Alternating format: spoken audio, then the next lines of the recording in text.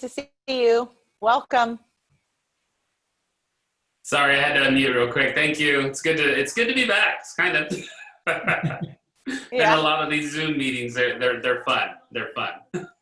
Yeah, and this is a fun group. So we're good to hear a lot of cool information today and some fun tidbits, and then so just relax and we'll have a good time.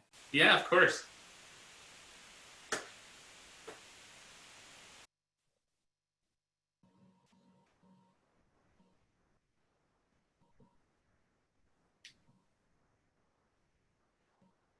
Mike, I think you've got the most appropriate background of any of us. how many bike-related things you got behind you? Yeah, this is my little home. We have the wall art frame back there and the trainer.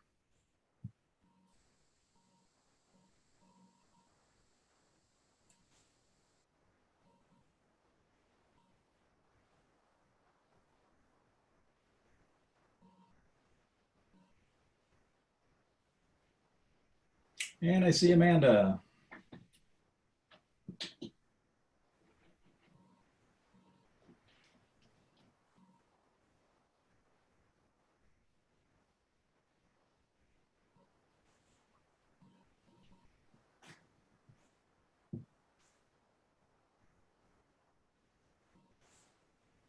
Oh, I have to unmute myself. Megan, is there any way that you can send, Jean is saying that she did not receive the Zoom for the link for the BAC from Franziska. So can you send her a link? If she goes and joins as an attendee, I can promote her to panelist. So have her go to the link that is on the agenda. And then when I see her name pop up in attendees, I'll promote her.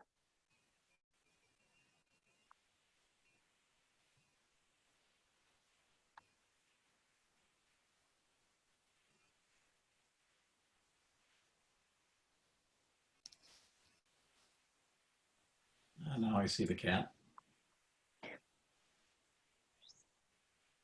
She likes attention.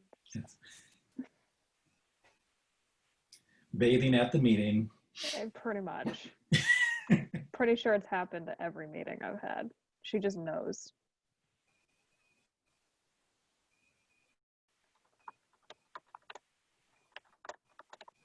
Okay, so she should be able to jump in there. Who else joined? Oh, hi, Amanda.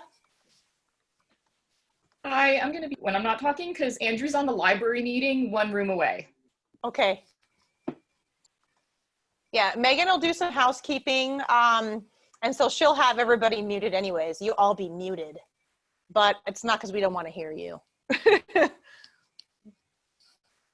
We want to hear from you.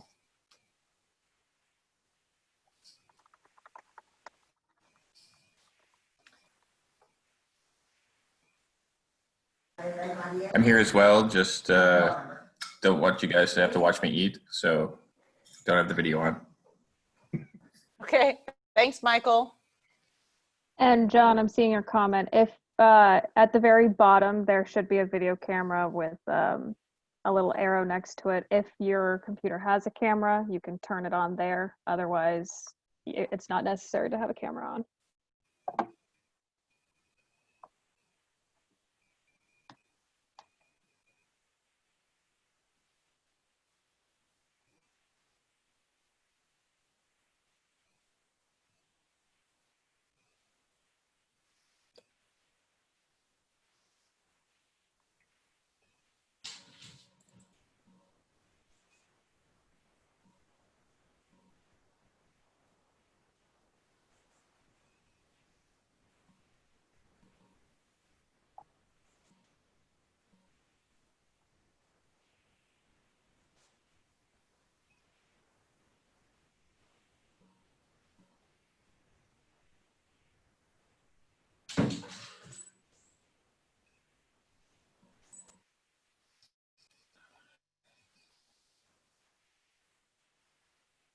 Oh, great. Hi, Jabra. Thank you for joining us. Hi. Hi. Jabra is here tonight as well. He is our traffic engineer and also the staff liaison for the Traffic Commission. So I did invite him, and I'll probably say this again, but I know we're waiting on like 1 or 2 more people to join here. I did send some steps for Jean to join, and might be waiting on Caitlin, but I'm thinking, is there anybody else? I think everybody else is here, other than Councilor Beaty. Yes. Is Corey supposed to come? I didn't hear anything. Yeah, I didn't hear that he wasn't coming. So yeah. I heard Wait. a rumor. I heard a rumor from somebody on the library committee that Councilor Beaty might be splitting her time between the library meeting and our meeting tonight. Yes, that's correct. Actually, I know I was gonna kind of wait till 1 more person joined, and that is absolutely correct, Amanda. Thank you. Now I don't have to say it.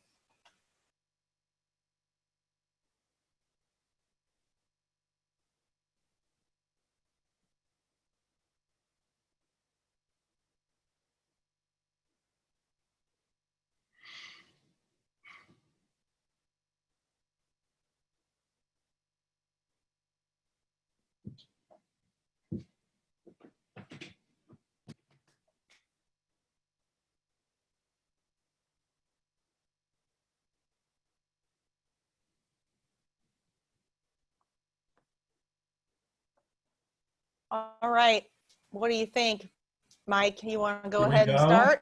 Let's go ahead. I know that Jean is on her way, so we can Okay. just do the housekeeping and all that stuff. So That sounds great. Well, welcome everybody to our July Bicycle Advisory Committee meeting. I know being on a Zoom meeting for all of us in the present day world is such a rare occasion. This is going to be fun, but let's get started. What we're going to do is have Meghan do a little introduction and kind of the nuts and bolts of how she wants to be able to administer our meeting tonight. So I'm going to let Meghan go over that, and then we'll get started. Corey. Hi. Are you really in the forest?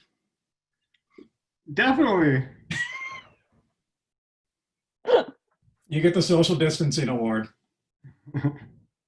And there's Caitlin popping in as well. And there's Jean. Okay, so hello everybody. Just some quick housekeeping. Please make sure you are muted, and I am also able to mute you. So if for some reason you start to talk and you think you were not muted, I've probably muted you. So keep an eye on that. Please keep yourself muted unless you are the active speaker. Attendees are automatically muted, and so for any quick comments, you can go ahead, not for attendees, but for everyone else, you can click your space bar and it will unmute you as long as you're holding your space bar. Once you release your space bar, you will be muted again. That's easiest for quick comments. Otherwise, you can unmute yourself in the bottom left-hand corner. Please note, as this is a public meeting, this meeting is being recorded and will be posted to the City of Beaverton's website. Minutes are still being taken, though. Also be aware of items in your video backgrounds which could be offensive or distracting to others. You can always select the virtual background in the bottom drop-down list next to the video icon, or turn your video off if necessary. For our attendees, you can type your questions in the question and answer chat. All questions will be addressed during the public comment time on the schedule. If you would prefer, you can click the raise hand button to ask your question directly, and we will make sure to come around to you as soon as we are able. For attendees joining by phone, you can raise your hand by typing *9. And if we have multiple people wanting to speak, the order of who will be speaking will be put in the chat box for attendees. You are welcome to have open discussion in the chat feature at the bottom of your screen, but please be aware the chat does become public record. I will be monitoring the chat, so feel free to let me know there if you have any technical difficulties or if I can troubleshoot anything for you. And that is all the housekeeping I have for you. Wonderful. Thanks, Meghan. So our first item was just welcoming everybody back to the Bicycle Advisory Committee meetings, and I know we've had 4+ months off here. So we thought it might be fun just to kind of go with a little round robin, go around, maybe share what your most unique experience was during quarantine, if there's anything that sort of stood out at you, something that sort of struck a note with you, just kind of let us know what's been going on. So whoever wants to go first. And maybe one thing that we'll do is maybe how about I'll just call out some names. Is that okay? Okay. And we'll just kind of go that way. All right. So how about Michael Hashizume? So I've been working from home since mid-March. My company was already pretty remote friendly, so it wasn't that big of a transition. You know, not too exciting, just stuck in the house for 4 months, so not a ton of stories to share. But I did have, we've been trying to support some of the local businesses with takeout and stuff like that. So we did have a nice Father's Day where we got some takeout from the waiting room in Northwest Portland. Went to my in-laws' backyard and had a nice, very socially distant Father's Day brunch. So that was sort of a nice break from pandemic. It's neat. Nice. That's good. That's good. What about you, Cara?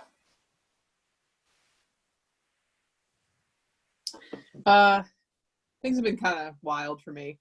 I haven't been working remotely, but I've been doing I work with what I've been doing with construction right now. I've kind of been in isolation, so that's kind of normal. But when this first really ramped up in March, my boss kind of went a little crazy, and he bought a horse trailer, which we quickly outfitted to hold all of his pets, groceries, and luggage for him and his family. And they drove out to rural Nebraska and took over his dad's ranch. So that's one way to deal with it. Is he still in Nebraska? Yes, they are. He's having a good time out there. He does most stuff remotely or, you know, from home for our businesses, so it's not that much of a change. So it's good. That's good. At least he's getting outdoors. Yeah. Right. All right. What about Leah from Beaverton School District, Safe Routes to School? Hi. Yeah, thanks for having me tonight. I have also been working remotely since mid-March. Working and having 2 kids at home has been challenging, but I think fitting for this group, my 4-year-old learned how to ride his bike without training wheels. So our family is now all wheeled up and we're able to go on family bike rides, which has been super great and a nice break from being at home. That's good. What about Israel? So, I mean, fortunate enough to still be working, but it was a little rough there because I have two kids still in school, a soon-to-be senior, and then one, he's going to be a 2nd grade. So playing full-time teacher while we were all at home and then still trying to work because I have to go to work actually physically was a little challenging. I think really the only one that's enjoying this whole quarantine is my dog. Like he gets a lot of attention, a lot of walks, a lot of belly rubs and things like that. So he's the one that's super, you know, he's like, hey, we could stay like this for longer and it'd be okay with him. So, you know, he's the one that's truly enjoying this whole quarantine deal. So. I did hear that pets are going to have a hard time with this when everybody goes back. Yes. How about Luke? What about you? Any fun quarantine story? Oh, fun quarantine stories? Nothing fun. I was able to go out and visit some state parks that I haven't been to before. The ones that are open, of course. So that was nice. So that's about it. Okay, how about Meghan?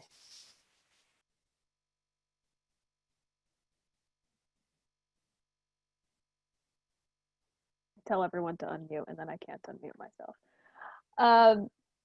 Nothing too exciting here. I echo Israel's sentiment. I think my cat is going to have some separation anxiety when all of this is over. I've been home since mid-March, and we've been pretty serious about staying home 100%. We're going camping tomorrow, and so that'll be our first outing. So pretty excited about that.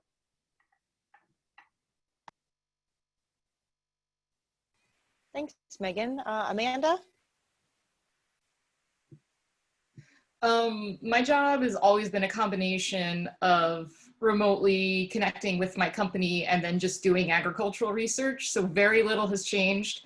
I guess I'm hyper prepared because with all the pesticide work I do, I have a giant box of PPE that I have to maintain to do my job safely. That hasn't changed. So my best quarantine story is yesterday I received a summons to jury duty on July 30th. So I'm gonna wear some of my PPE because my husband and I have been ridiculously cautious. We only do groceries like every 5 weeks. We walk on the street to avoid other people. So if they don't want the person in the crazy half-mask respirator serving on the jury, I'm sure they'll choose to dismiss me. Were they still doing it in person? Like, oh yeah, it's still in person. I already did research on what they're doing, and there was a fun article in the New York Times about it. interesting. Good luck. Okay, Caitlin, how about for you? Okay, I feel pretty lucky because it's easy for me to work from home. We've got kind of a decent setup already, but I do kind of miss seeing my coworkers in person and people in general in person. I've gone on a couple camping trips, which is nice. I think my big accomplishment is that I started running, and I actually ran for 20 minutes on Friday, which if you run, it doesn't sound like a lot, but like I haven't run that much at once since middle school. So it was a big accomplishment for me. Feel good about it. Super great. Super great. What about John Vogler?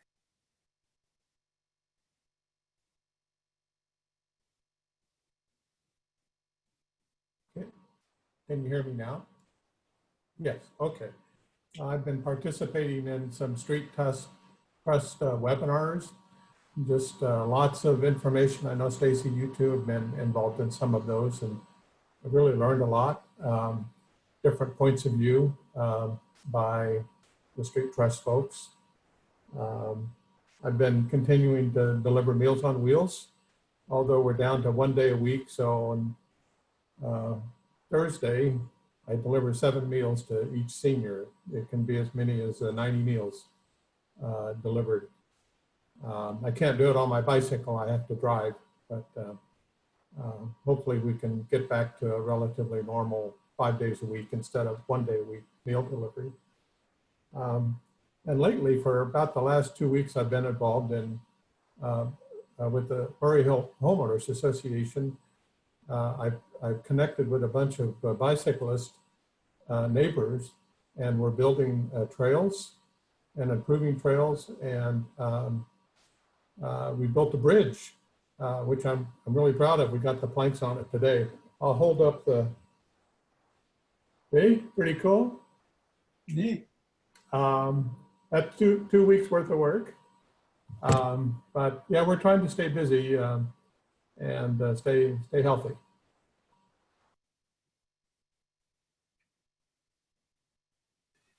Thanks, John. And let's see, I have my little list going here. How about Corey? You can give us 2 perspectives if you'd like. One more on the ex officio TriMet side, if you'd like, and or just what's going on with you, if any great new bike rides that you've done. All right.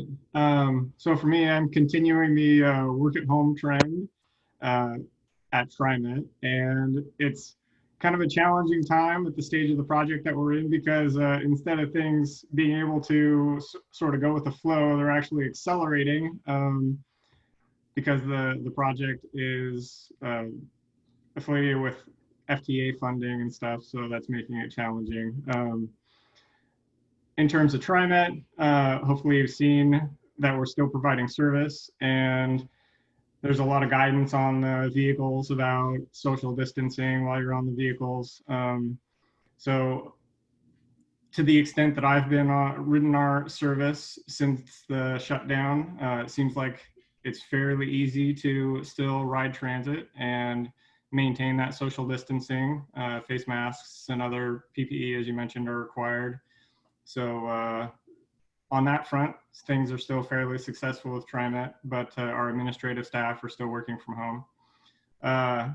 While working from home, I'm still trying to maintain some semblance of my active life because my bike commute is no longer existent. So I try to get out in the mornings and go for a ride.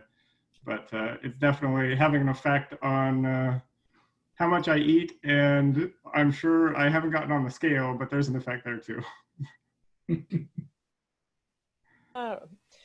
It sounds so funny that it's one of those weird things where I can see everyone's laughing, but like you can't hear anyone. So just like see everybody smile. Anyway, good one, Corey there. What about Michael and then Jean? Sorry, Michael Dunleavy. I forget we have 3 of you. And then Jean. Just what have you been up to and anything you'd like to share. Yes, I've been able to work remotely. My job allowed us to work remote once a week previously, so just transitioned to full-time remote. We hunkered down with my in-laws at their beach house, so I've really been in a bubble and not exposed to what's going on everywhere else. I've been surfing a lot, which, you know, is not a luxury a lot of people have elsewhere in the world in surf communities since beaches have been shut down. Took up running, hadn't since not biking for my commute anymore either. And the most interesting thing with quarantine has been, for a couple of days there, I felt like I was from the younger generation as a Minneapolis native when things really hit the fan there. I was in touch with a lot of people I hadn't heard from in a long time. One of my best friends is part of MPD, and he was previously stationed at the precinct that was set on fire. So just for a while there, you know, every time I looked at my phone, I had 20 new messages, and that's, you know, never been the case for me. I've a couple years older than the texting generation, I guess. So that was something that I'm glad that I missed out on. So that's all for me.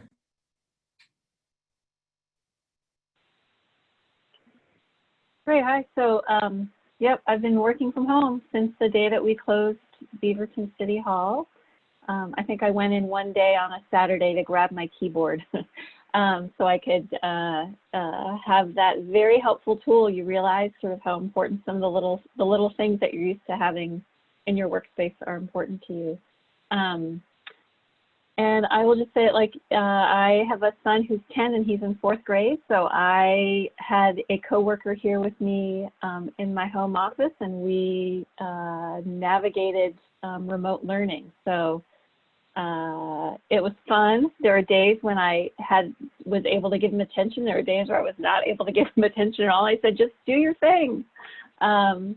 So we'll see what happens in the fall. I know there's a lot of questions and kind of waiting and wondering to see what's going to happen. So, but all in all, just feel happy to have my health and our home, and, you know, appreciate things more than did before. So good. Great, thanks, Jean and Michael. How about Jabra, Mike Mulligan, and then I'll go last. Yeah, this is my first experience working from home. It took me a while to get used to it. You know, the first few weeks were really rough. You know, I'm used to lots of paperwork, and if I want to grab something, I'll grab a folder, and now I'm at home, I need something, don't have it. What do I do? So with time, you know, I kind of trained myself to find things electronically. I mean, most of the time it works. Sometimes it just doesn't in the field I'm in. You know, I've been staying home most of the time. I think I've been to the grocery store probably maybe 3-4 times max. But lunchtime, still my routine. I go out, take a walk, and come back. But I'm becoming an expert, you know, with the Zoom, Teams, you name it. We jump on it and we do the meeting. The other day, you know, I did 2 meetings at the same time. Don't tell anyone. Of course you did. Always multitasking. Yeah, that's about it.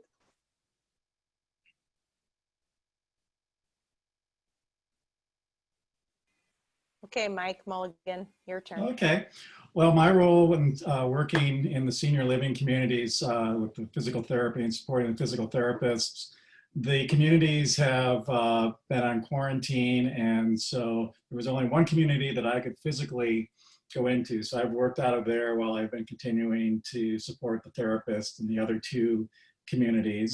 And with a drop in census, I've actually had my hours reduced for a little while here. So I took advantage of that and got out on the bike more. Also, I played around with just kind of going out and taking pictures, particularly when you're in the height of the quarantine, just some of the things you're seeing as far as signs on businesses and things like that. I went around with the camera and took some pictures.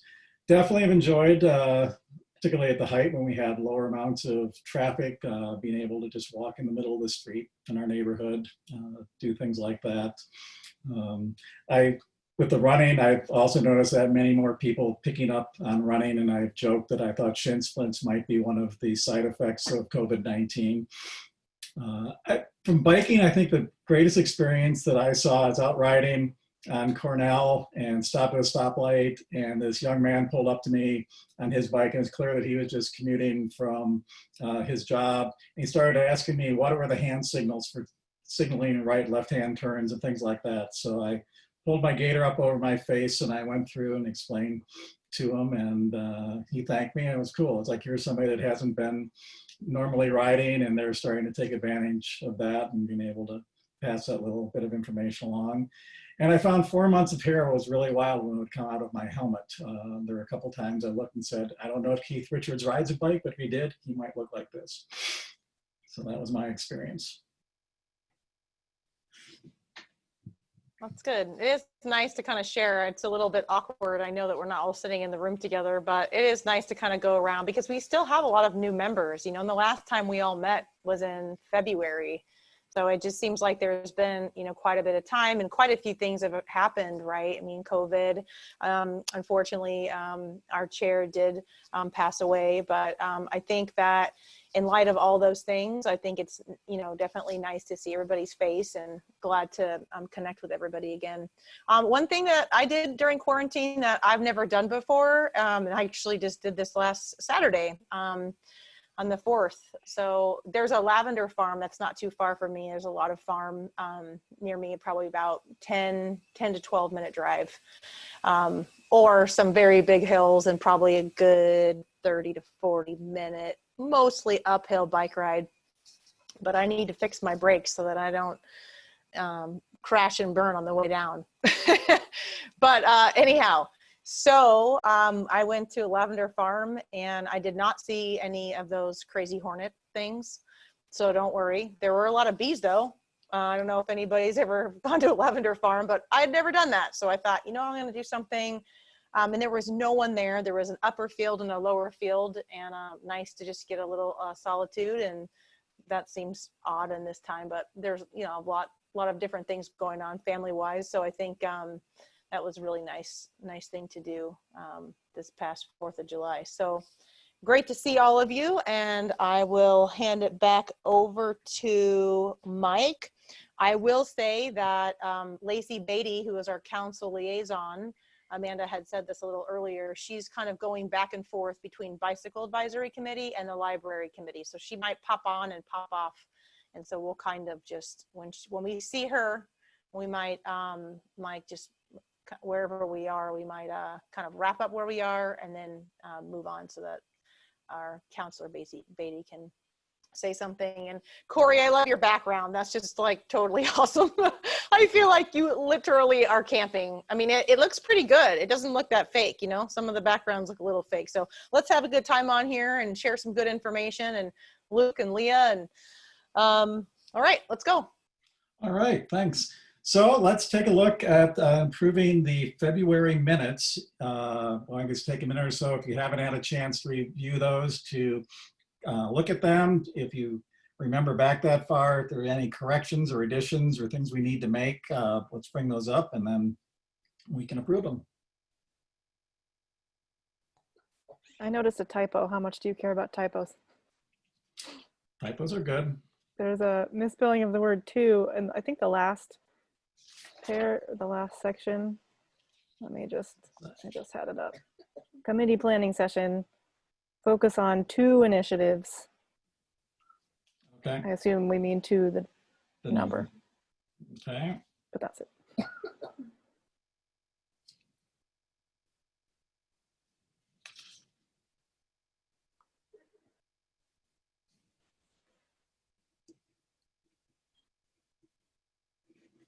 Any others from anybody?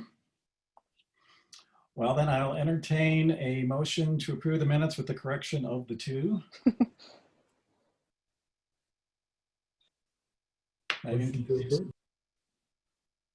Raise a hand if you want to raise a motion to approve them. All right, now somebody raise a hand to second it.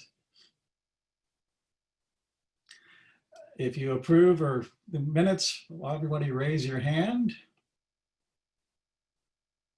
We have everybody's hand showing, Megan? Can't see everybody. Is there anybody here that wasn't at the February meeting that we need to have an abstention? I think we were approved. So noted. All right, that brings us on to public comments. So Megan, is there anybody in the forum? Okay. Well, we'll watch for that. If anybody comes in, then we can get them involved, which then will bring us on, since Councilor update and Councilor Beaty isn't here. So Luke, are you ready for a TSP update? Yes, I am. Thank you. Okay. Thanks. I have a presentation here that I will share.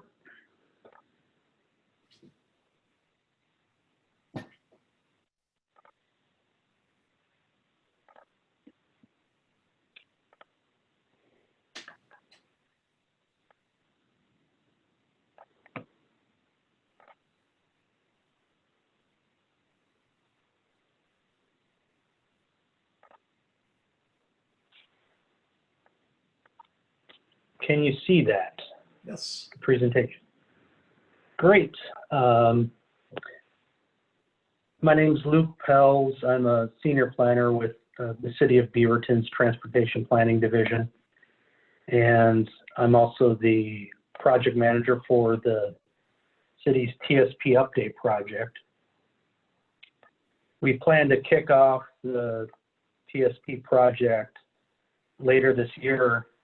And right now we're developing a scope of work for the project, and we want to engage early on with the Bike Advisory Committee because you'll be a key stakeholder as we work on the TSP update over the next few years.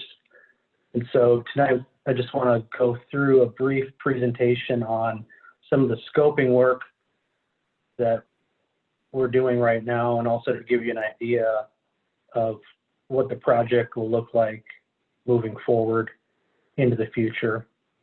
And so the city's pursuing a TSP update for a few different reasons. And so the TSP is the city's long-range plan for transportation investments. And so this is what City Council uses to make decisions on financial planning regarding where to spend money on transportation, road, bike, and ped projects, as well as programs, and also where we want to contribute money towards other agency projects as well. And so the original TSP was adopted in 1997. Then we had a few minor updates, one in 2001 and the other in 2010. And so some of you that have been around for a while may have been involved in one or several of those updates. And so it will be good to have some of that historic knowledge as well as we move forward. And so Beaverton's changed quite a bit since 2010 in a lot of different ways, demographically, development-wise, traffic-wise, and so forth. We've seen a lot of changes in the city and at the regional level as well. And so what we'll do with this TSP update, we'll really create a new vision for the city of Beaverton's transportation system. And we really wanted to reflect current needs and values of the community that we see today and of the current city council.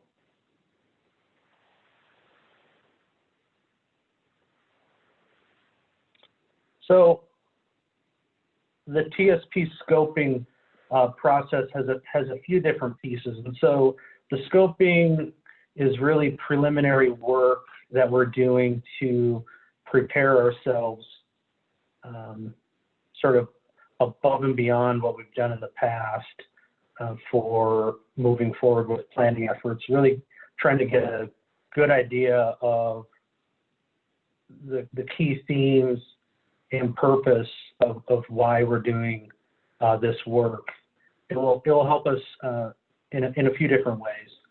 And so it will help us prepare to hire a consultant. So this will be a very important piece of the project, hiring a good consultant. And so we have to have a good idea of what we want to do so we can provide direction to them as well. And so we'll also be pursuing a grant from the state of Oregon to help fund the TSP project as well. And so next week, the city council will consider a resolution directing the mayor to move forward with submittal of that grant application.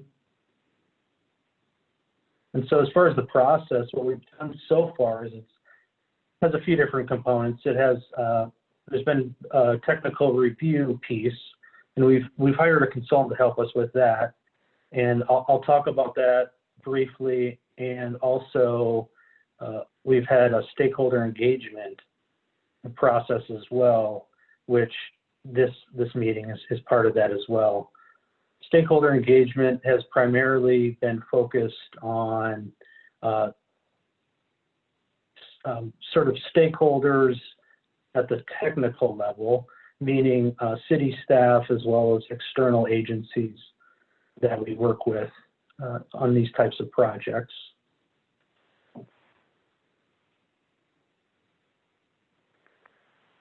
So part of the work is looking at transportation trends. We wanted to see what have been some of the big things that we've seen change since 2010, not only in Beaverton, but in the region as well, and also at the state level. So what we found is there were three kind of main things that we saw looking at state policies and plans, and also at the metro level and from our regional partners. And so we've seen a lot of changes in plans and policies related to racial diversity and equity. We've also seen changes in bicycle and pedestrian planning and policy as well. It's also been reflected in changes in transportation behavior as well. We see more people walking, biking, taking transit. Also, there's been more of an emphasis on climate change and the impact that the transportation system has on greenhouse gas emissions. And so what you see here are the covers of three different documents that the city has has adopted to help move some of these things forward. As I mentioned at the beginning, we've also seen local and regional growth, both demographically as well as travel, and essentially we're seeing more travel, especially with motor vehicles, freight, and so forth. Safety's been a big change as well. Since 2010, we've seen more of an emphasis at the regional level on safety action plans and policies to help reduce serious and fatal crashes that have been occurring, whether it be bicycle, pedestrian, or motor vehicle crashes. And some of you may have been involved with or been to presentations with groups that you're affiliated with regarding Vision Zero. And City of Beaverton doesn't have a Vision Zero policy, but in our current TSP, we do touch upon reducing serious and fatal crashes to some degree as well. So we'd expect that would likely be a focus for the next TSP update as well. Technology is another trend that we've seen big changes in that aspect. So things like smartphones, ride sharing services, e-commerce, Amazon, deliveries. We're seeing deliveries in a lot different manner than we did in 2010. The availability of data is a big change as well. And so with data, we're able to do a lot more analysis and different types of planning and evaluation than we were in the past. And lastly, we've seen a lot of changes in technology related to traffic control. And then funding.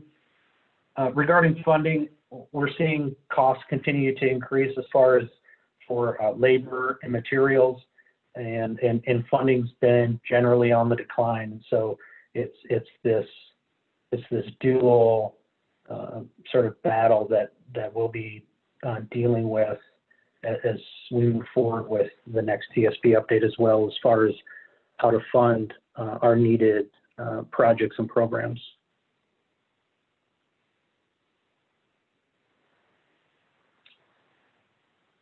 So I'll talk a little bit about what we found out from the focus groups that we did. And so we had some discussions with city staff and staff from partner agencies, as I mentioned. And we also sent a survey to the city boards and commissions, which I hope most of you were able to fill out. And I'll talk a little bit about that in a few slides. But really with these focus groups, what we wanted to do is go above and beyond our typical approach for the TSP and really get an understanding from folks that are outside of sort of the core transportation planning staff team, and really get an idea of how transportation influences the work that they do. And so it really gave us an opportunity to hear various perspectives from these folks and confirm some initial ideas that we've had for the scope of work, and also to identify some things that we may not have thought of early on as transportation planning staff.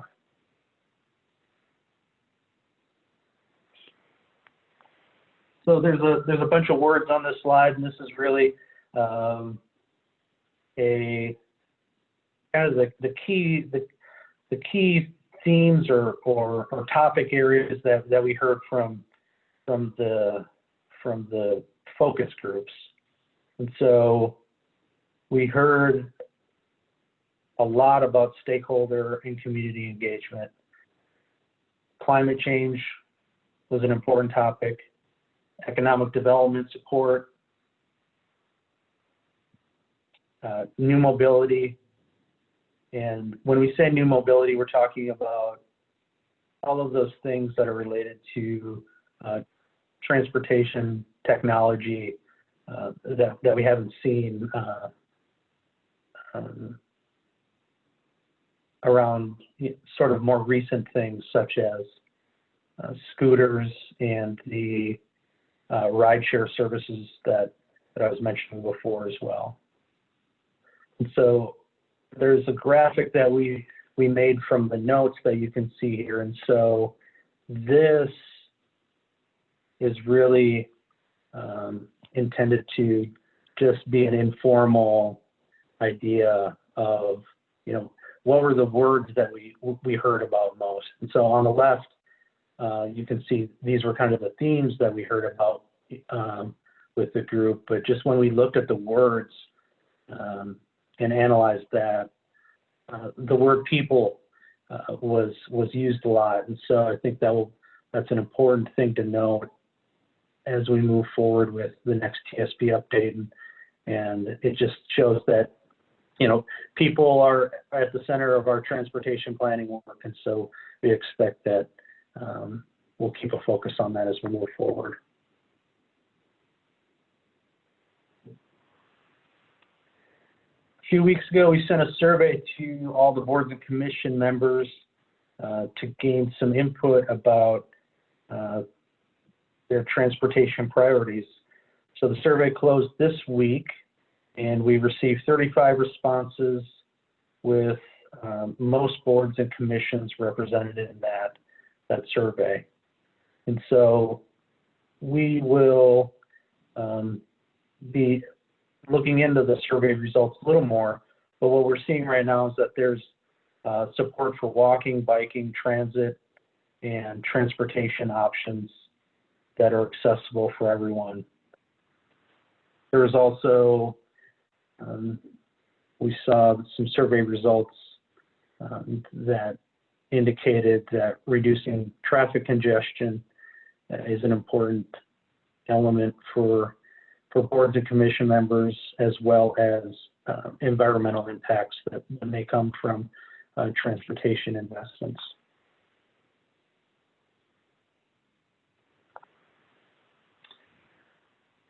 Just want to share a little bit about our phased approach that we're proposing for this project.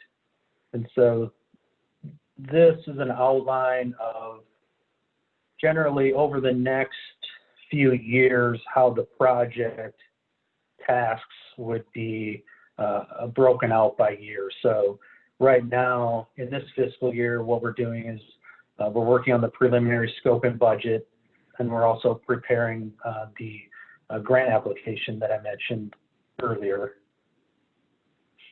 And this fiscal year, now that we're in July 2020, fiscal year 2021, we'll finalize the scope of work, and we'll use that to hire a consultant to help us move forward with the project. And some of the key things that we'll do in this fiscal year will be beginning that public outreach and engagement work, developing goals, policies, and evaluation measures that will really be driving the TSP more technical analysis in phase 2. And also in phase 1, we'll be doing initial inventories and data and needs identification. So inventories relating to the transportation system and network that we have today. Phase 2, continuation of the outreach and engagement. Of course, that's something that will continue throughout the project. And more technical, phase 2 is getting more into the technical analysis side of things with looking at the needs analysis and solutions development. And what we're really doing here is we're identifying, okay, what are the problems we're trying to solve? And what are the optimal solutions for the community? And then developing an implementation program and financial plan that is feasible and that the city council can adopt and move forward with. after this project is complete.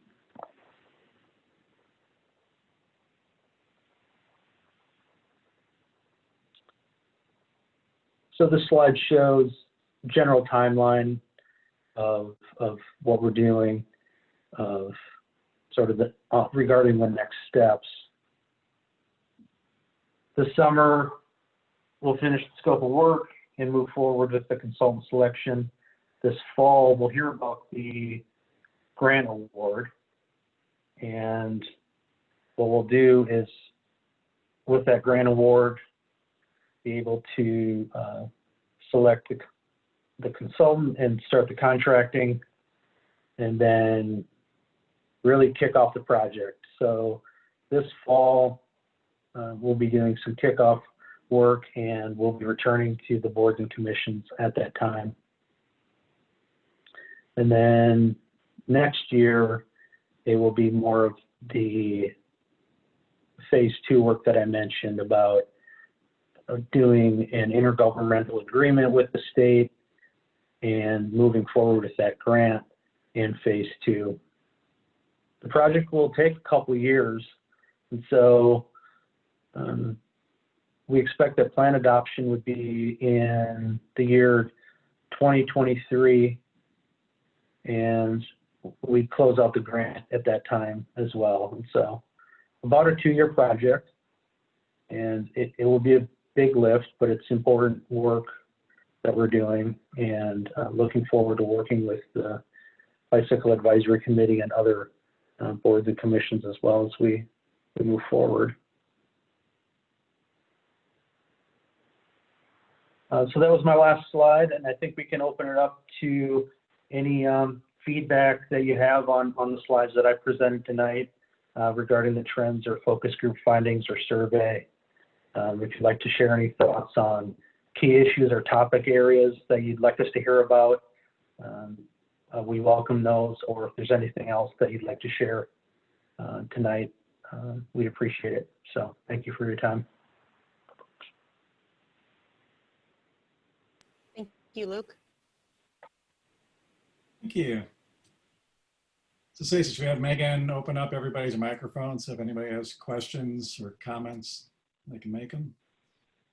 Or you can maybe raise your hand, and then Okay. we can go, that way folks will know when they're able to, you know, we'll be like less talking over each other. Megan, what do you think about that? Yeah, that's probably the best case scenario. Does the presentation need to stay up, or are we? It does not need to stay up, but I can certainly bring it back up if needed.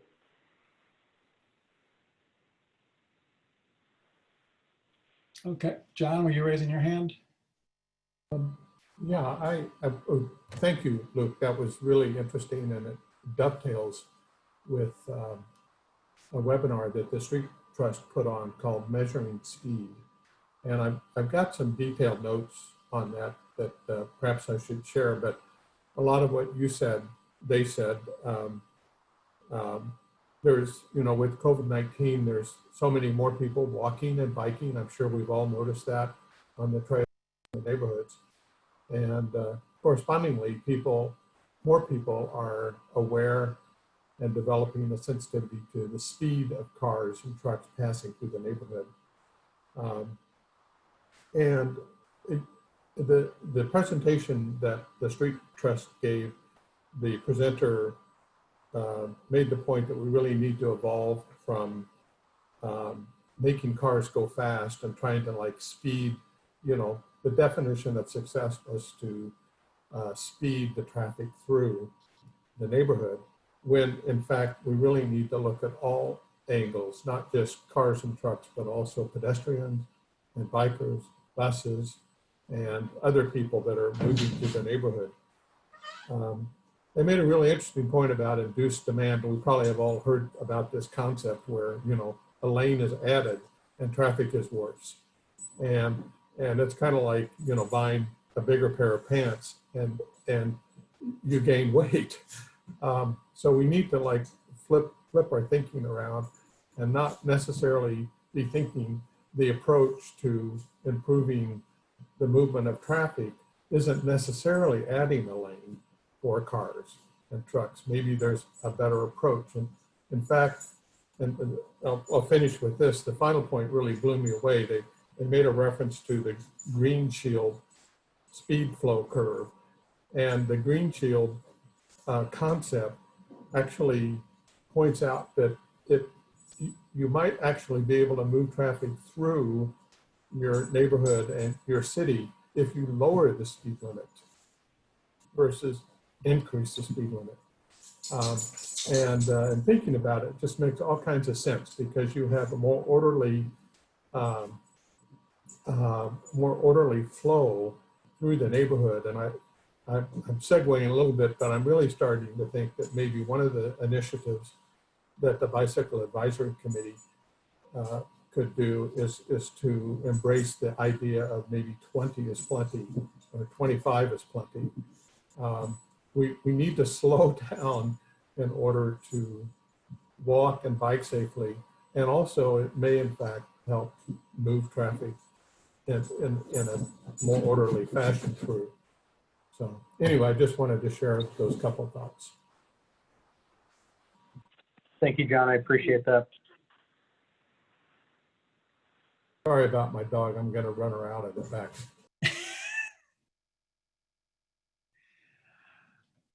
Megan, can you see other hands being raised? I only see a limited number of screens. Looks like Caitlin. Okay, Caitlin? Thank you. I have a question about your outreach and engagement. I'm just curious about how you're planning on doing that moving forward, if like, because COVID, you know, I imagine that makes things difficult. Yeah, that's a good question. And so right now, as I mentioned, most of this engagement has been more with technical staff.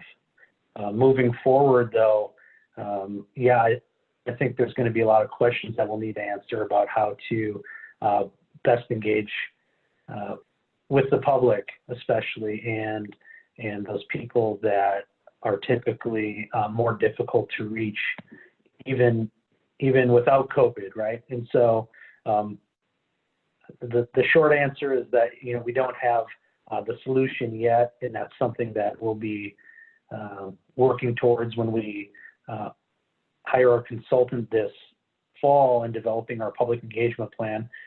We have been working a little bit at a high level with the mayor's office staff and trying to think of some ways and thinking of what things will be kind of issues and need to be addressed in the future moving forward on that specific thing. So Thanks. Also, follow up that I just thought of as you were talking. Are you working all with the diversity and equity team for outreach to make sure that everybody's included? Yeah, and so they will be a part of that. I'll just call it a sort of the core team for our public engagement. So again, at this kind of scoping level, we've had some conversations, but don't have specifics right now about the details about how we will do this and that. But they are definitely part of our core team on that. So thanks for the reminder and bringing that up. So thank you. Michael.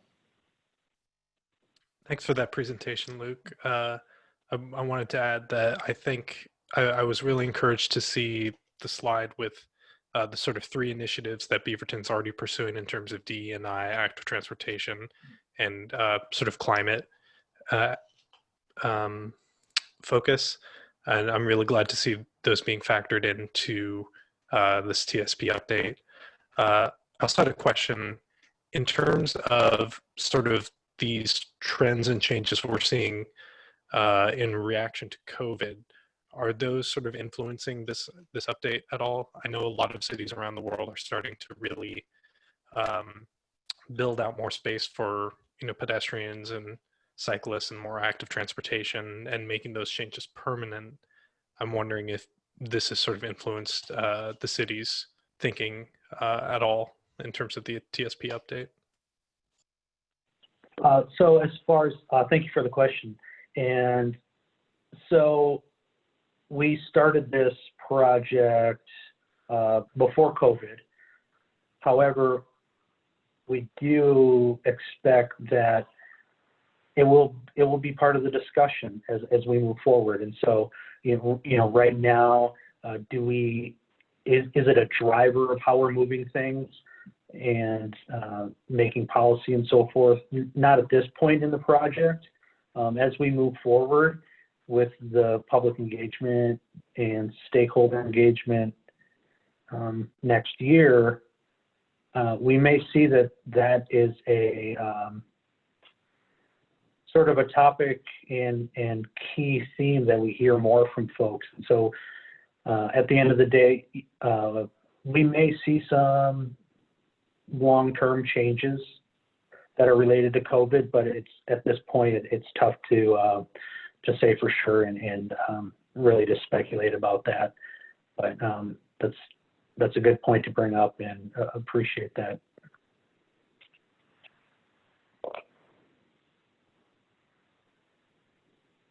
Any others?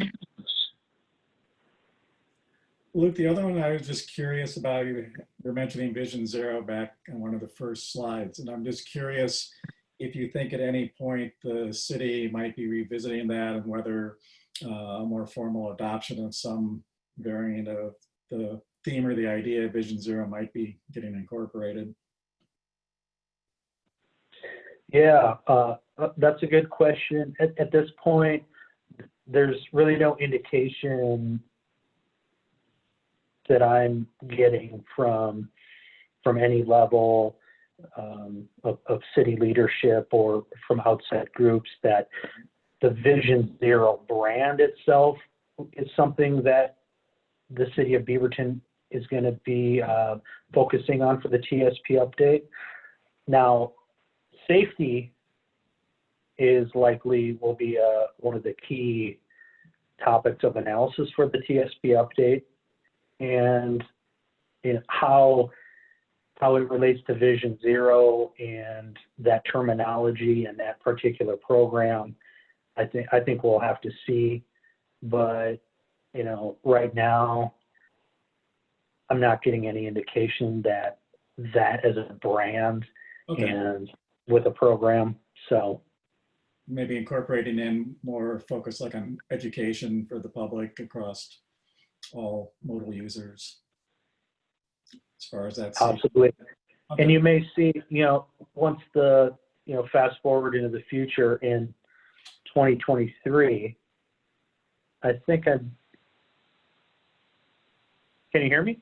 Yes. Okay, I just lost my Zoom, but if you can hear me.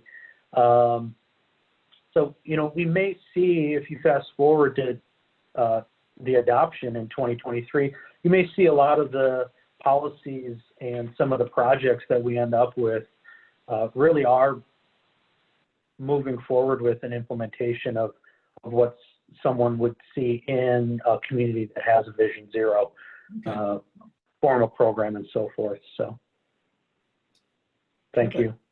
Thank you so much, Luke. Can I just add a comment on that, Mike? Hi. Sure. So one thing I was going to say on the safety topic is when we were at City Council, and I'm forgetting when it was, Luke, I'm trying to find my notes, to share almost this same update with them to let them know kind of how the project would proceed, because we'll be back in front of them many times over the next few years. I will say Councilor Fagan, in his comments, he came out really quite eloquently and firmly about safety in the transportation system. And he said something along the lines of the transportation system shouldn't hurt anyone.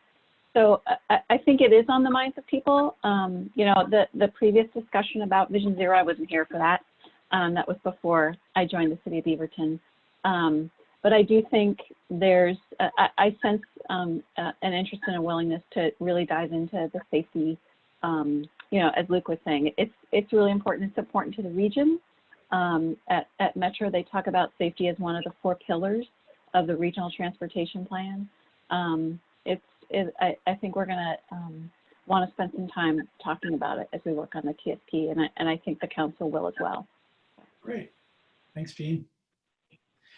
All right. So if Councilor Beaty isn't here yet, why don't we move on to Safe Routes to School, the annual report update. Leah. Yeah, hi. Thank you so much for having me back. I was able to meet some of you in the beginning of the year when you graciously judged our art contest. But tonight I am going to be sharing my screen here with you. I know that, oh, uh-oh. I'm sorry.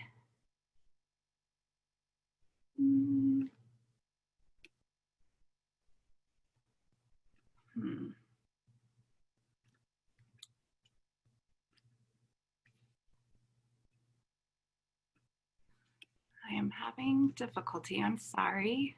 What are you seeing? I am seeing, let me try again. It is saying open system preferences, security and privacy. At the very bottom, do you have the share screen button at the very bottom in the middle? If you click that, it should open up a option, and then you just select which screen you want to share. Typically, it'll just. It's saying that my system preferences aren't granting access, I think. Yeah, are you on a Mac, Leah? I am. Yeah, I think you have to go into your system preferences, grant it, and then if I remember correctly, you have to restart Zoom. Oh boy. Okay, so do I need to? Is it a presentation you can email to me real fast? I can go ahead and share my screen. Yeah, I could try. Or even Leah, if you sent her the Google Doc link. Right. Let's see. And I wonder if I could just forward the one I sent you, Stacy. Sure. And maybe while you're doing that, maybe I'll just give a little brief update. That way, Leah and Megan, you guys can kind of see if you can troubleshoot a little bit. I'll just give a brief update. I was going to share this anyways. Let me really unmute myself and not just hold the space bar down. I was just going to share an update from Tree. So Tree Lay wasn't able to be here this evening, but he had some I asked him if he had anything to share, since he's really kind of on the front lines here as far as dealing with lots of people who would love to be out there riding their bike. He does, as most of you know, work for River City Bicycles, and he's one of the mechanics there. So some industry tidbits for everybody is kind of interesting. And Michael Hashizume, don't worry, I can always send you this so you don't have to type it all out. It's already ready for you. Okay, so industry tidbits. Bicycle sales have been up over 50% industry-wide since March. I'm sure that comes to no surprise. Manufacturers' inventory is running dry.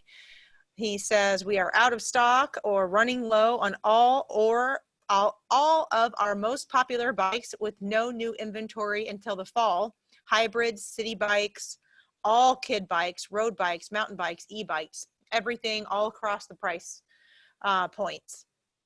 Also, parents are rediscovering ways to do things with their kids. So he's like, that's awesome. Get them young. Let's get them out there and get them biking.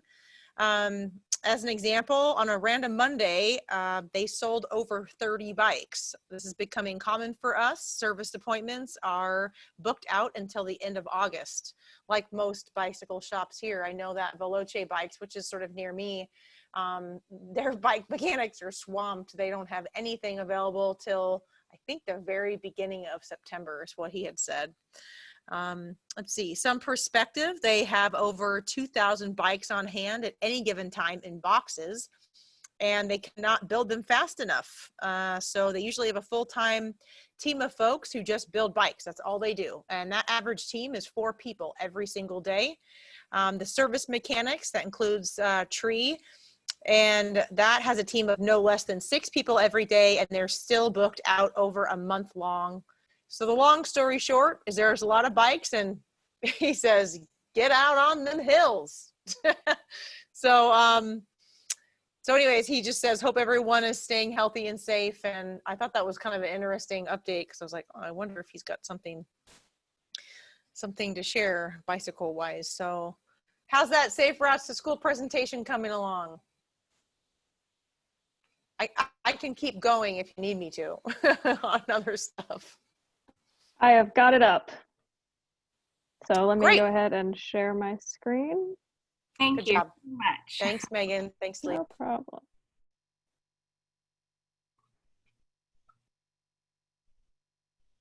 Cara, what's your cat's name? Great. This one is BB. Yeah, she's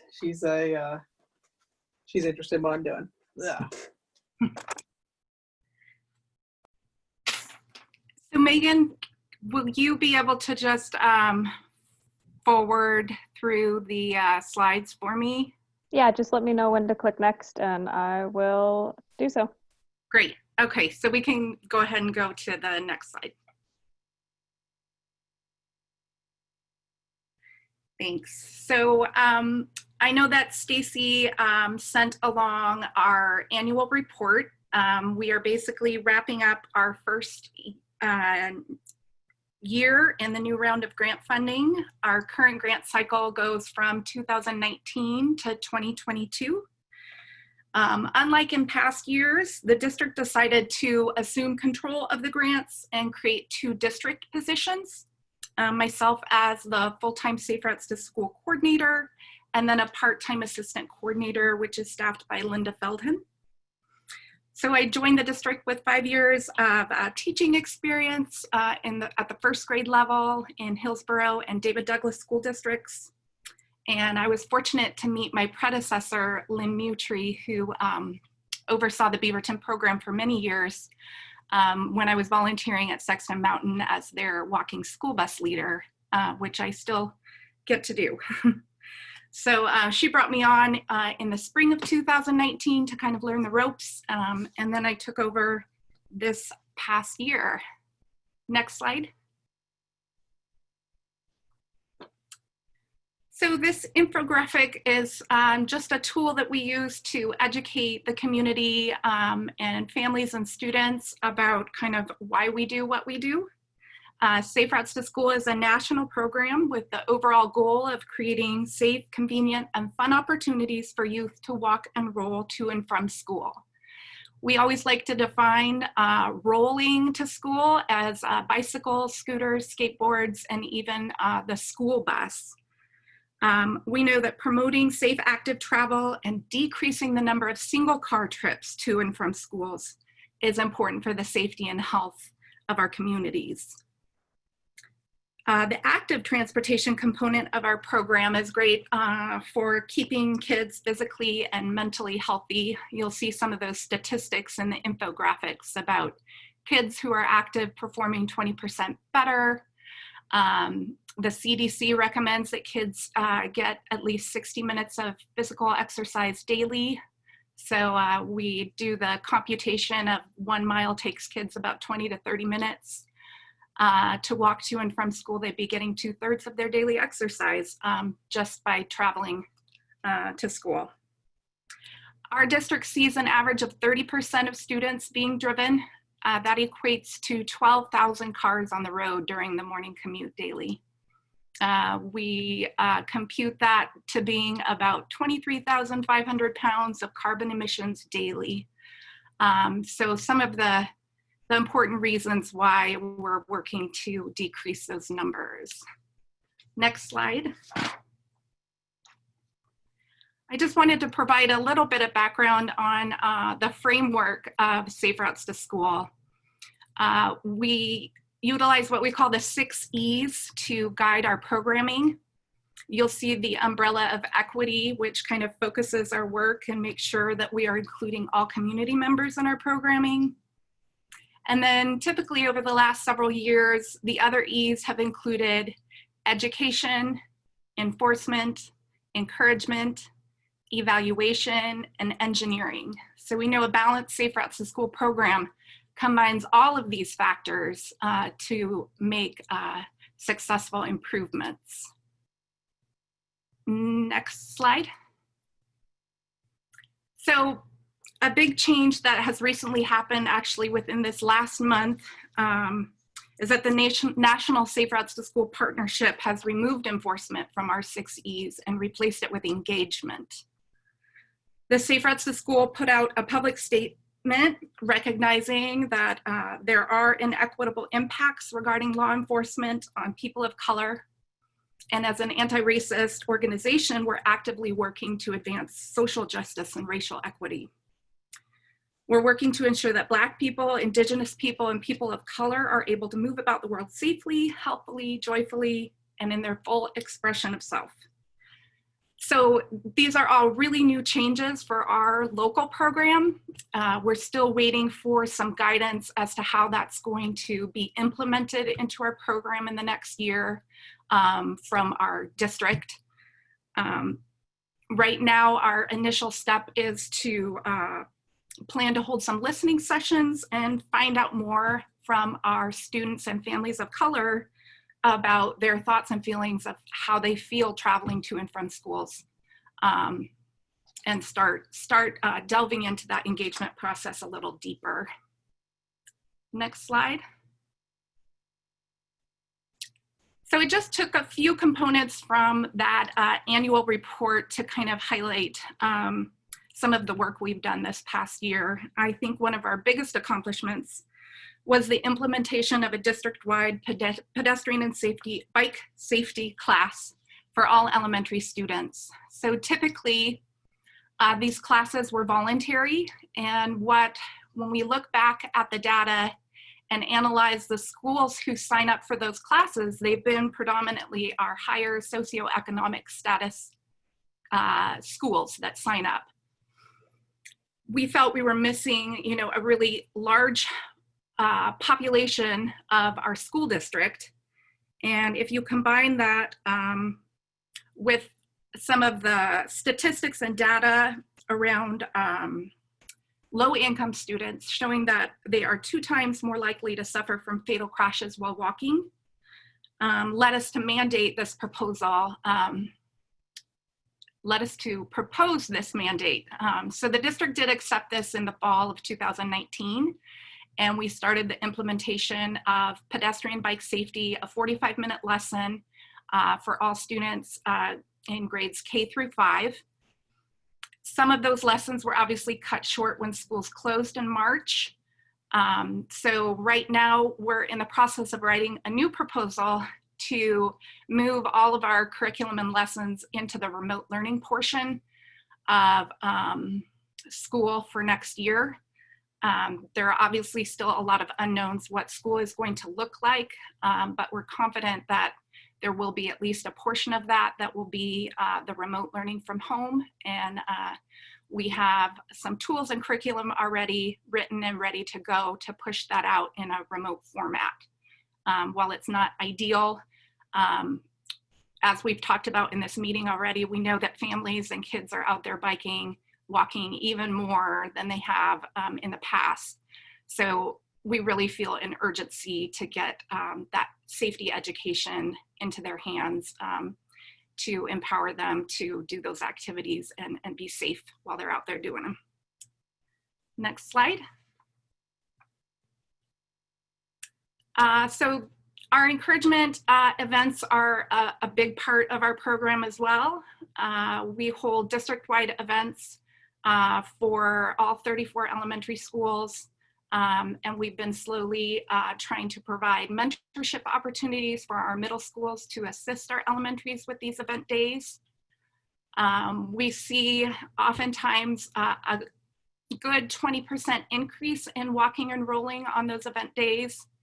And they're meant to be kind of celebratory and also an opportunity for families to see how walking and rolling to school can be fun, it can be easy and convenient, and gives families who maybe don't typically choose that mode of transportation an opportunity to try it out.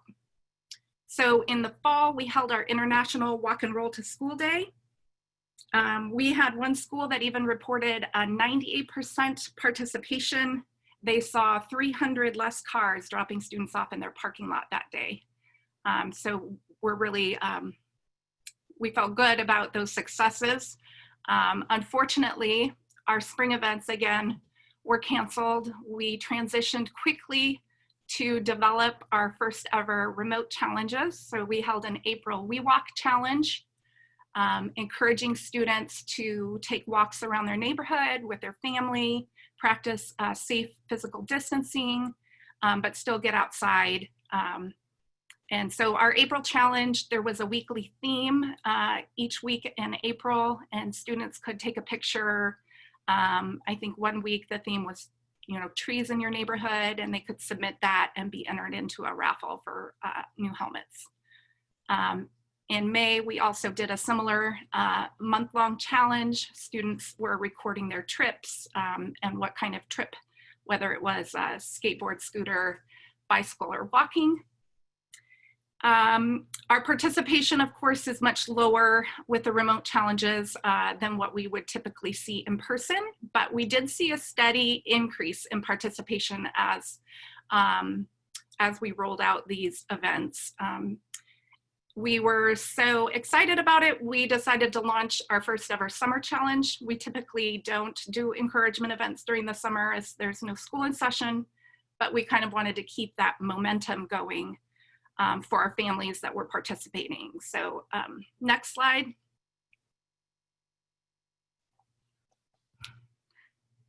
Our summer challenge is a Turf to Surf challenge that's currently happening. Students are encouraged to track their mileage throughout the whole summer and use this map of an actual bike route from Hillsborough to Astoria. We encourage them to track their mileage in a variety of ways. They can equate their steps, 2,000 steps equaling about a mile, or by time, 20 minutes of walking equaling about a mile. And as they add up their mileage through the summer, they can check off each 10-mile marker. And at the end of the summer, they'll turn their maps in again for every participant gets a clip-on safety light, and then we'll hold a raffle for more helmet giveaways. Next slide. So more along the lines of our action plans, about the engineering E of our framework. Action plans are basically a guiding document. We sit down and form a community team at a school. And it basically is a way to identify improvements, both infrastructure improvements and programmatic opportunities to increase the number of students walking and rolling to and from schools. This year we worked with the following the mentioned three schools: Barnes Elementary, Sexton Mountain, and Aloha Huber Park. So at the end of the action plan, we basically prioritize kind of the recommendations, and in the top picture there, you'll see one of our recommendations was to increase some signage on the street in front of Sexton Mountain Elementary. And thanks to Stacy and Jabra, who are both here tonight, they were big advocates, and our City of Beaverton liaisons that helped us get those signs already installed. So in addition to that, sometimes the recommendations or goals might be increased communication with parents and newsletters, safe driving tips, or encouraging more walk and roll to school in their monthly newsletter. those sorts of goals are also included in this kind of plan. So we'll continue working with those schools and our previous schools that have action plans. And then our goal for next year would be to write 3 new plans with new schools and keep that movement going forward. Next slide. I just wanted to highlight our Adopt a Bike program. We partner with Washco Bikes each year to select 3 Title I schools. Title I schools are low-income schools that have, I believe it's at least, it's under 50, but somewhere around 50% free and reduced lunch for kids. So we select 3 schools to participate in an Earn a Bike program. And basically the schools help select students based on need, but also some other criteria like perfect attendance or positive behavior. And the students that are selected attend a bike safety class with us. They receive bikes, helmets, locks, and lights. And it's just a really exciting program and fun to see how excited the kids are to receive their bikes. Next slide. So finally, we're always looking for volunteers to assist our program. Typically, our volunteers assist with a lot of our in-person events like our walk and bike days, or we hold bike rodeos after school.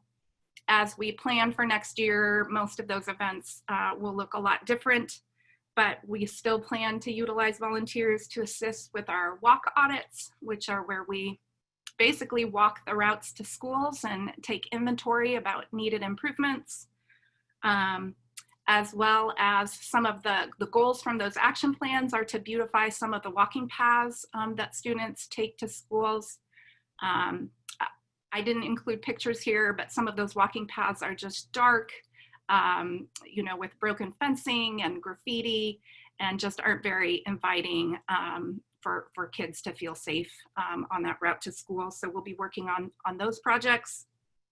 And then one of our current, very recent projects we're trying to get started is a pop-up traffic garden. So if you aren't familiar with a traffic garden, a true traffic garden is a permanent installation of a miniature roadway where kids can practice their bike and pedestrian skills, whether it's, you know, it'll have miniature stop signs where kids can cross.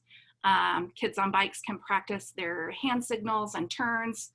And so what we're trying to do is just a temporary traffic garden. So it's temporary paint on the ground, and we have the funds, we have them, you know, ready to go. We're just working with THPRD and some other local community partners to see about placement, where that might go. Yeah, so if you're interested or you know of people who are interested in volunteering with our program, of course, we would love to hear from you. And I'd love to open it up for questions about our program. Thanks, Leah. Sure. So any questions, comments, things to share? Why don't you raise a hand and we can unmute you?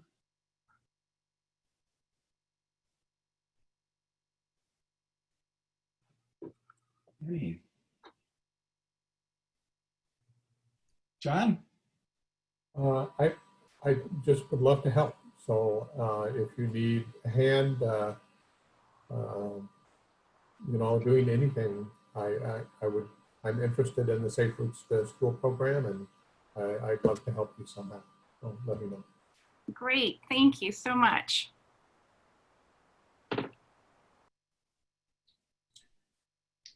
And I guess I would just ask Leah, I'm just curious, as you're moving into the fall, and obviously it's all very nebulous, but are you getting some ideas on how you creatively go about doing the instruction, like with maintaining social distancing, and how you're sort of visioning how that might work?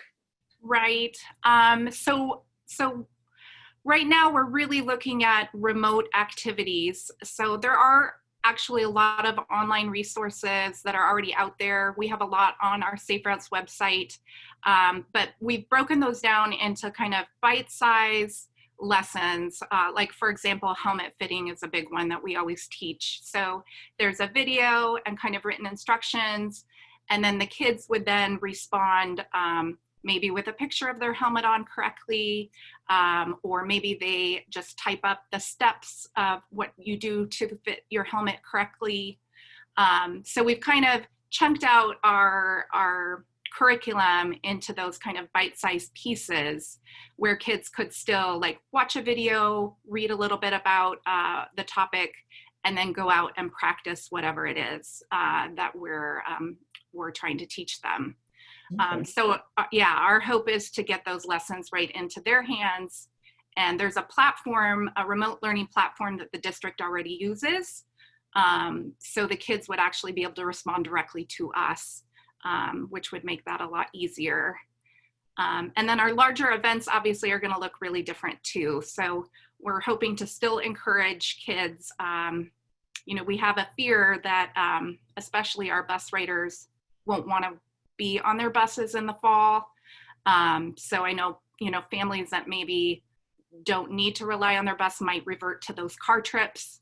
So we're trying to be creative about, there's a lot of programs that promote a 3-block walk. So parents finding an alternative place to park so they can still get in a short walk to school and reduce all of that congestion in our parking lots. Neat. Wonderful. Caitlin. Hi, thanks. I really love the turf to surf challenge idea. I think that's a great idea. I don't remember if it started yet, and I was wondering if there's good participation in it. You know, it has started, but we can't really, the way we gauge participation is when they turn in that form at the end of the summer. So it's hard to gauge how many students are participating.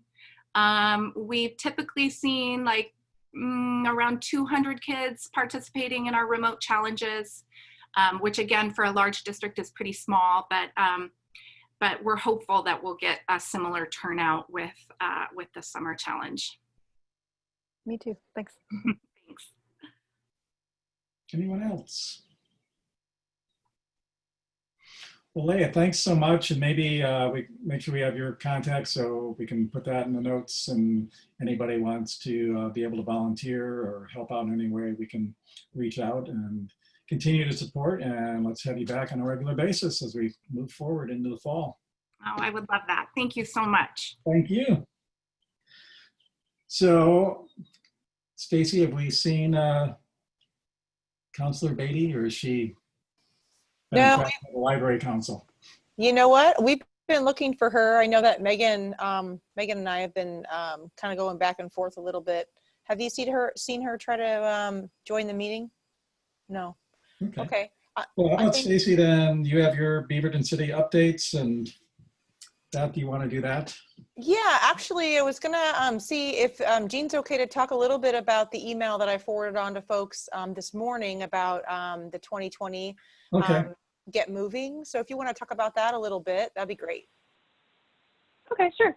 Hi, so Stacy forwarded information about some listening sessions that Metro is hosting around the region this week. There's one for Washington County tomorrow evening. So this is for the Regional Transportation Funding Measure. I think I shared information about it with you sometime, I'm going to say like last summer or fall. I've sort of forgotten when it was.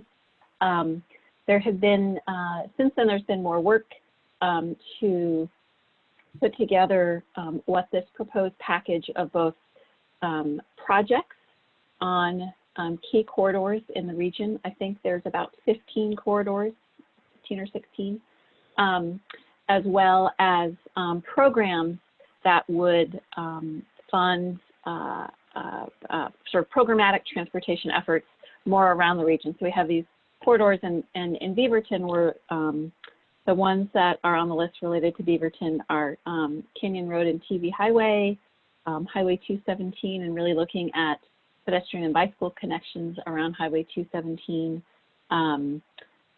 transportation demand management on US 26 on the freeway.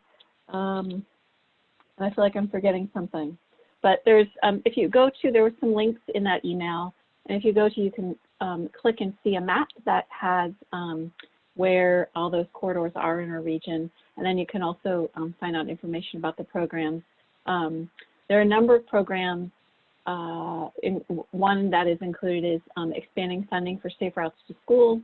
There's also a very strong focus on equity and anti-displacement. So there's programs around both supporting businesses as well as affordable housing along those corridors where there'd be significant investments. So I'd encourage you all to go and take a look. The Metro Council is going to be deciding whether or not this is a measure that they refer to the November ballot. So it could be something that you might be voting on later this year. It's been about an 18-month process. There was a 30-plus member task force that Metro engaged throughout that time to give guidance and input back to the Metro Council. So something you might be hearing more about. I think the Metro Council makes their decision next week on Thursday.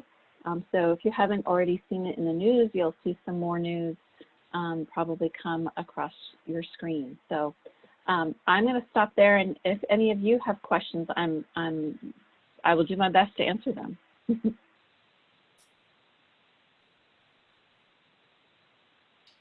Any questions? Okay, hearing none. I see no hands.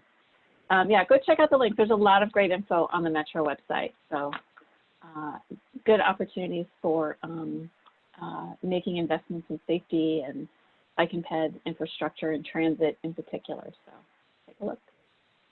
Thanks, Stacey. Thanks so much, Jean. So Stacey, do you have any other Beaverton updates or want to touch base about the ride for honoring Adrian? I think that I just have a couple of, let me get this here. I just have a couple of things. I know I sent this to you earlier, and I feel like the past 2 weeks I have sent you guys a lot of emails.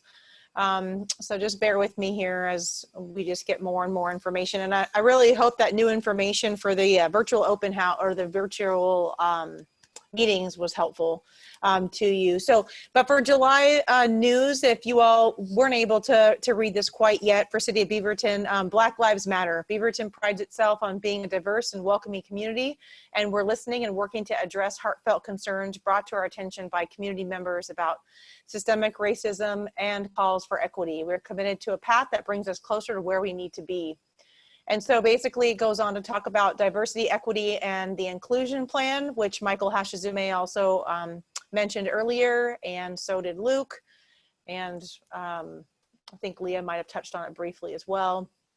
The Beaverton City Council passed a resolution denouncing systemic racism on June 9th at the City Council meeting. And so that basically announces that city's promise to support nonviolent protests and dismantle longstanding actions that harm people of color, as well as a commitment to eliminate racism in city structures and practices. So there's a little more information on there. Mayor Denny Doyle signed the My Brother's Keeper Alliance pledge by former President Obama, and committed to review city policy, seek community input, and communicate some findings. So city buildings, this probably will come to no surprise to most of you. Washington County remains in a phase 1 reopening. City buildings will continue to provide most services remotely and keep buildings closed to the public for in-person visits and businesses through at least Sunday, July 19th, which is just really around the corner. Some services, such as the library and Beaverton Municipal Court, may begin limited in-person visits soon with distancing and other safeguards. We're available for remote business by phone or online, including housing and business resources, mediation, and culturally specific services. In addition, Beaverton City Library has launched the BCL to Go. It's a contactless curbside pickup service at the main library. I thought this was kind of interesting. 5 days a week, library card holders can make an appointment at the Beaverton Library. There's a link there, which Amanda, you're probably hearing all about in the next room, since the library meeting is this evening as well. And So you can go to that link to pick up current holds that are in the held status, as well as to up to 3 book bundles for kids geared toward a specific reading level or interest. Book drops at the main library and Murray Shoals branch are open to receive returns. Materials are quarantined for 72 hours before getting checked in. So it may take several days before patrons see returned items off their account. So just be aware of that. Beaverton Municipal Court will begin to reopen in a very limited capacity, specifically for criminal arraignments or specific instances where defendants are unable to use technology to access remote hearing options. So for the latest or city updates or closures, you can always go to the beavertonoregon.gov site, and there's a big, it says coronavirus ban that's across the website, so you're able to find that there. So the other thing I wanted to talk about this evening was a few of you had mentioned a ride to honor Adrian, and unfortunately we were not able to have Bike Beaverton this year in May, nor are we able to have it in September. A lot of city events have canceled, a lot of state events and country events, so basically nationwide there's not really a lot of events going on at this time. But we could maybe talk about doing something possibly in September. I'm just curious. I kind of wanted to open it up and see kind of what your thoughts were on that. I mean, we could all, because we're able to be socially distanced, especially on our bikes, we could ride the Bike Beaverton route. We could pick a different route. I'm really just open for ideas, and also know that I am in communication with Adrian's wife regarding a tree and then a nice plaque. Talking with the city arborist, the best thing to do is to plant that tree in October, so it will have the best chance of surviving in case we get these 90-degree days that do happen sometimes in the summer, but the little trees sometimes don't do that well. So I'd rather just wait until October. So I am in communication with her, so I just wanted to touch base with her maybe one more time about that, and then continue to move forward. So I just wanted to let you know that we are thinking of those things. So I thought that might be a nice thing to do. So I'm going to just open it up. Any ideas or thoughts that you have about maybe doing a ride somewhere? It could be mid-September. I mean, I don't know. End of September. Any ideas, guys? I think one of the things is continue to watch the trends, since we're starting to tick back up, and just kind of see what happens with that. I think be one thing that we watch. Certainly we can kind of try to distance, but then also making sure people are using some sort of face covering, or we can kind of decide what everyone's individual comfort level is. But I definitely think trying to do that recognition, and certainly in October when we're able to plant the tree, everybody could gather for that as well. And I also want to say thank you to anybody that made donations to Washco Bikes in Adrian's memory. I appreciate everybody getting involved with that and putting your input into that. And I did send a card to his wife and put in a little note of our appreciation for everything that Adrian had done for the committee. So.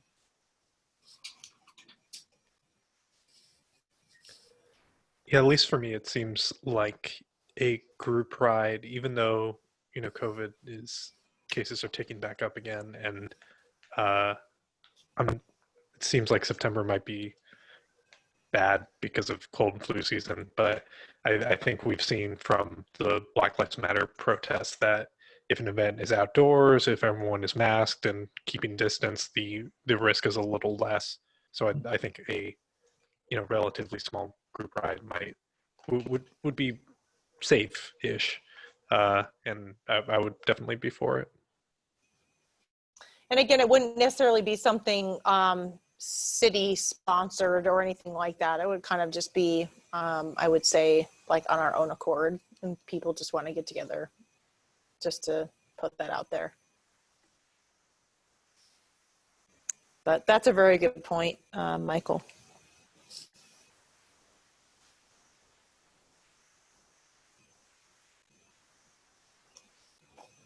Other thoughts, opinions?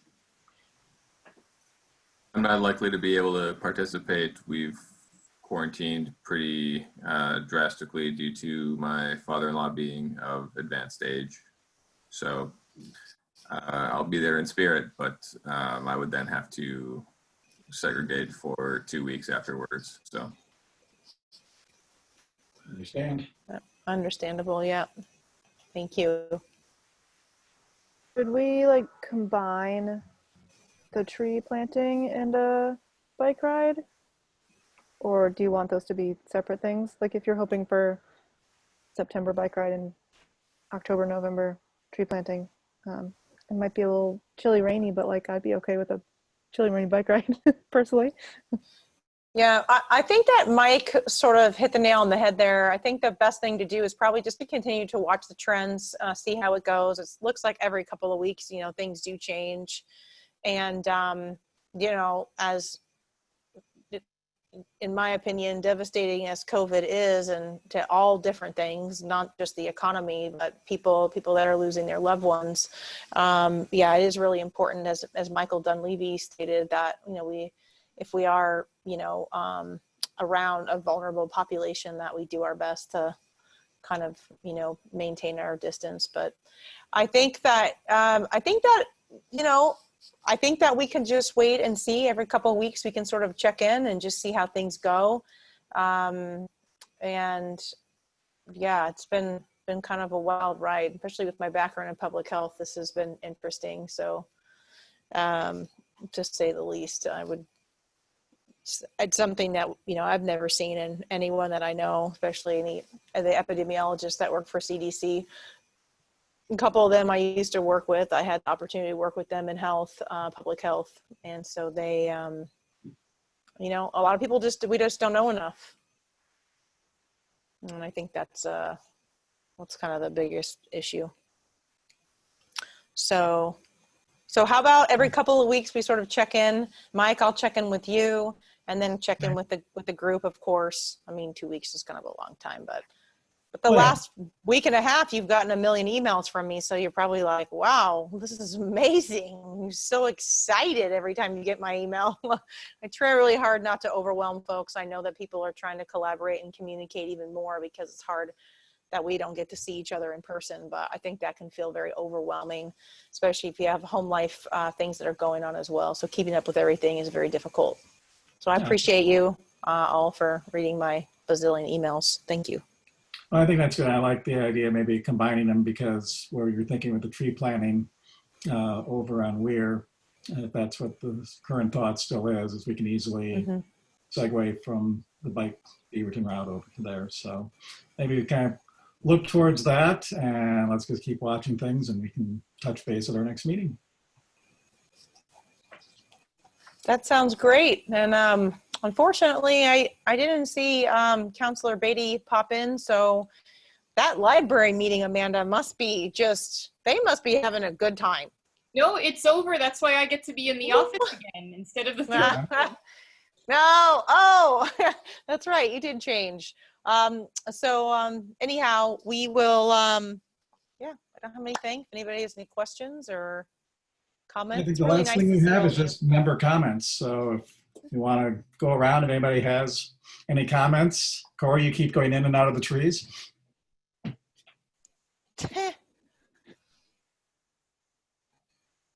Really too bad that Performance shut down and didn't make it a few more months, because they'd obviously be doing well right now, and we could use another bike shop helping people tune up right now. But something else looks to have gone in its place. I think it was like a grill shop. So something else that is doing well in this current environment. So is it the Weber place moved over and took the bigger space? No, I think it's a competing shop. Yeah. Interesting, in the same strip mall. Grill district. Anybody else? Anything you've seen out there? Things that are of concern to you as far as with what's going on with bicycling in our community? Anything else that you just wanted to put out there? Well, I have a very quick thing. Bike More Challenge just wrapped up. So Street Trust had moved it to June. They still had good participation. I think it was, I mean, I also we had our own WTA league. And so participation was down, but there were still people out biking, which is nice. And you could do a stationary bike too, that counted. Neat. So that still happened. So I'm happy they were still able to do that. And hopefully next year will be, fingers crossed, a little more normal for biking. Here's to a 2021 vaccine. Anything else? Yeah. Well, the only thing I was just going to point out, and one of my interesting observations being out on the bike a lot more, is it seems like there's more broken glass in the bike lanes. It's been something I've just kind of noticed, that it seems like more bottles are getting tossed out of vehicles or something, that there's just more glass on the road. And I don't know, that's something I don't have a specific locations, but that's something you just want, I can put on that little city let us know thing for maybe ops can be, I don't know what they're doing as far as their street sweeping schedules are like, but might be something to consider. Had a similar observation. That and a lot of people have been doing donuts in the roads. There's lots of rubber that's been laid down. Jabra, you know, being that traffic engineer, are you asking folks to do that these days? Yeah, we need some action. Okay. No, it's funny you say, you know, people are throwing glass in the street. Probably they're drinking while they're driving, you know, and then they toss it and go. What we notice is there is lots of speeding. And I've noticed there is lots of tire marks wherever you go, even on speed humps. Mm-hmm. You know, I was on Hard Road the other day, and what's going on here? It seems somebody, you know, was having fun just burning tires. Whenever they go over a speed hump, they'll, you know, push on the gas and burn the tires. So, yeah, lots of weird things are happening. Well, if nobody else has anything for the good of the order, I say we can wrap our meeting up and adjourn it. And I thank everybody for participating. Certainly, if anything's coming up between meetings, why don't we share that with Stacy and we can communicate that to everybody. And Stacy, anything else to add at this point, or? Nope, it's just great seeing all your faces. And Megan, big giant shout out to you. Thank you so much for helping to moderate this. I was thinking we were going to have all this public comment coming in and, you know, we got to answer the questions and we're trying to, but anyway, no. But it's great. And thanks so much, Megan. I really appreciate it. It's very helpful. And thanks for joining us early too, Mike, at 5:30. No worries. No problem.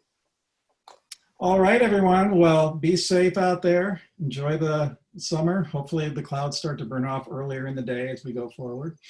Yeah. And you still have some sunshine out there, so get out there, okay? Go out for a walk or a ride, whatever you want to do. Bye. Nice to see you all.